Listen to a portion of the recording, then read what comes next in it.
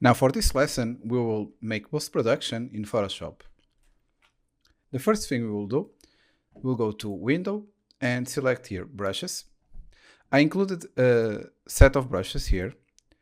It's called Free Lens Flare Photoshop Brushes. And to install these brushes, you just need to go to the folder and just drag to this window, and then it will show up this folder. Okay, and here inside you will have a lot of lens flares that I can show you. This is too big right now, but you have a variety of lens flares that you can use. Okay, and this is an alternative to using those images in the previous modules. So here you can just quickly, with the brush tool, this one, you just press B. You can just use them like this. Okay, now we will not use this right now. This was just to tell you how you can install these brushes. So now we have here the final render, and we will get the lighting and paste, the specular, paste, and the material ID. We will not make huge edits on this render. So I just want to make a quick thing here first. I want to crop it, and here on the top you can find these presets. You can make it like this. So if you want to use these presets, or you can just use this tool and just freely drag like this, and I want to crop it more or less like this. Go to Image, Crop. Okay. Now let's select first, go to here to the filter and convert to smart filters. In the previous lessons, I already explained why you should use the smart filters. So everything that you will do now in terms of filters, it will be non-destructible.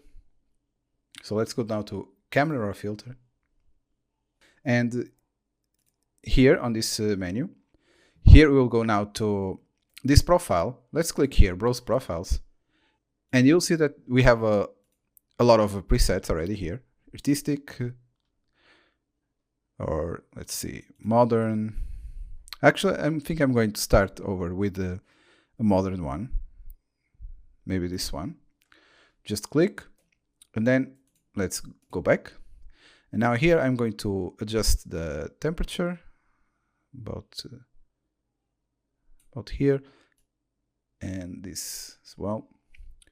Then the exposure, I'm going to decrease a little bit, actually, just about here, and the contrast as well.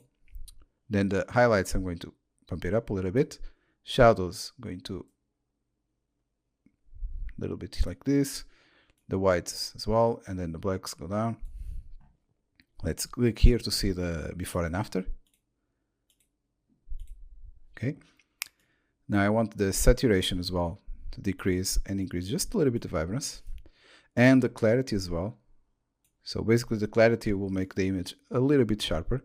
So if I move it all the way down, see, and all the way up, so like to leave it just about like 2 or 3, it's okay. Now let's go here on the oranges. I like to make this slider a little bit to the left, so all of these browns will be even more enhanced. And let's see what else here. I think that's it for this one. And just press OK. Now let's go here to the specular mask, and let's change the blend mode to screen. And here on the fill, let's put it at about 20%. So basically everything that is reflective will be more enhanced. So see, now let's go here, select the mask. Don't forget to be with this mask selected, with the layer of the mask selected. And then let's select this color, because I'm not I don't like so far how this looks. It's too bright. So I'm just going here to this icon here and select exposure. And then I'm going to decrease here the gamma just a little bit. Actually, to the other way, like this. And decrease just a little bit. And now I'm going to Control and plus left click, so it selects this mask again. And I'm going to go to color balance, and I'll try to put it a little bit more red, so it kind of matches more this wall here. So if I select both of them now, so you see the difference. I think it matches more the render like this. Other thing we can do now, we can start adding those lens flares. So we just increase this, and can be like this. So at first I'm going to use this 54, and don't forget to create a new layer by clicking here. And this 54, let's zoom in, and let's click here. So one here, okay, another here. Don't forget to center it with a light. More here and here. And now this one I'm just going to decrease a little bit, but here.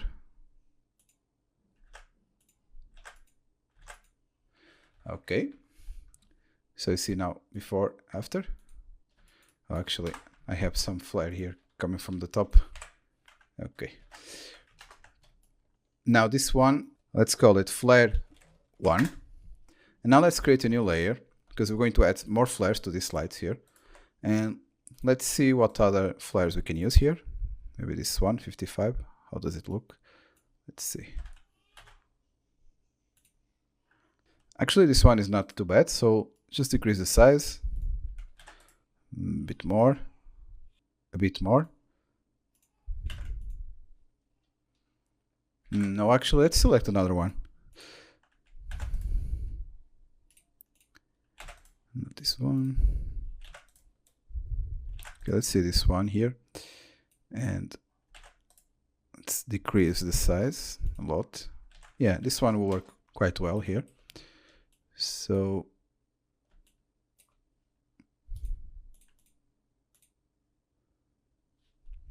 let's leave it about here. This one I'm just going to put 2 times, so it's closer. Now for these ones on the back, I'm just going to decrease the size and make it more like this here. And the same here for these ones here.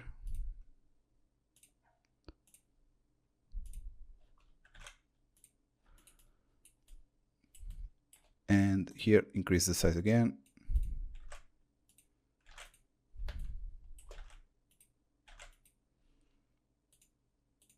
Like this.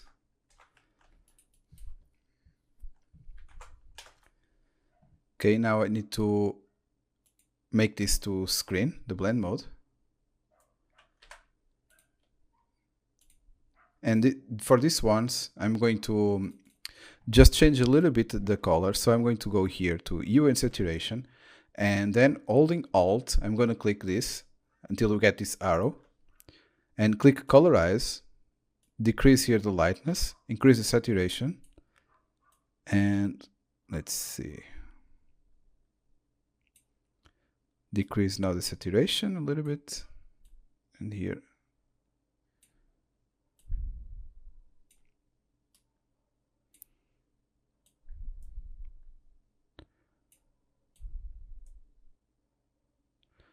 So maybe something like this. So we have some contrast between these lights and the top ones. And now another thing I want to do, this area here, I want to define a little bit more the shadow here. So what I'm going to do, I'm going to select the mask again, this, and now I'm going to deselect just this area here until here. I'm gonna go again to exposure and I'm gonna put it a little bit lower. Okay, So we have more the shadow more defined here.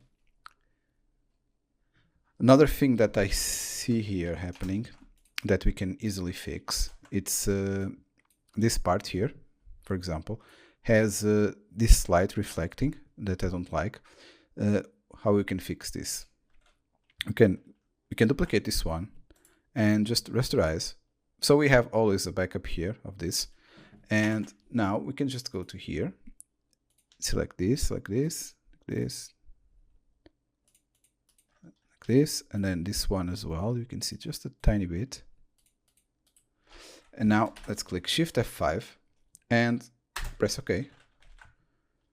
Why are we still seeing this? Because we have here the specular mask doing this as well. So let's just go here and select this.